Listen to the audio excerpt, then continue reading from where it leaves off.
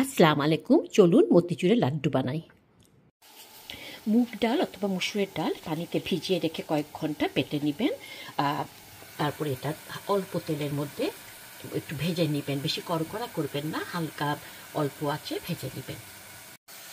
এইরকম হলেই নামিয়ে নেবেন। তারপরে ওগুলোকে টুকরা করে ব্লেন্ডারে ব্লেন্ড করে নেবেন।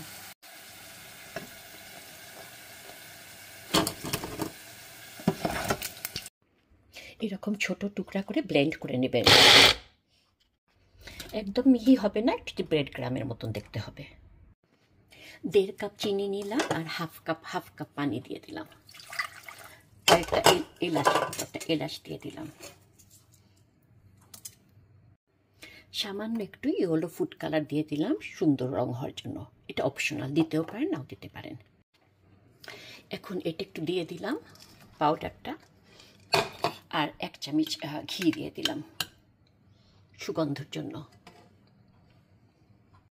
তারপর যতক্ষণ শিরাটা টেনে না নেয় ততক্ষণ পর্যন্ত নাড়বেন। আমি একটু মজা বানাবার জন্য ফুল ক্রিম, কয়েক চামচ ফুল ক্রিম মিল্ক দিয়ে দিলাম। এটাও অপশনাল। এই পর্যায়ে আপনি পছন্দের বাদাম টাদাম যা দিতে চান দিতে পারেন। ঠান্ডা হলে এটা লাড্ডু শেপ দিবেন। আপনি চাইলে বাদাম বা যা কিছু দিতে পারেন। আমি আজকে edible gold and edible silver, যেটাকে বাংলায় তবক বলে, এইটা দিয়ে সাজাবো লাড্ডুর উপরে। এটা অ্যামাজনে অনেক জায়গায় কিনতে পাওয়া যায়। এইভাবে এডিবল গোল্ড অ্যান্ড সিলভার দিয়ে আমি সাজিয়েছি। আপনারা আপনাদের মন মতো সাজিয়ে নেবেন, যে শেপে দিতে চান, বাদাম টাদাম যা দিতে চান। আপনি চাইলে এটা হালুয়ার মতো রাখতে পারেন।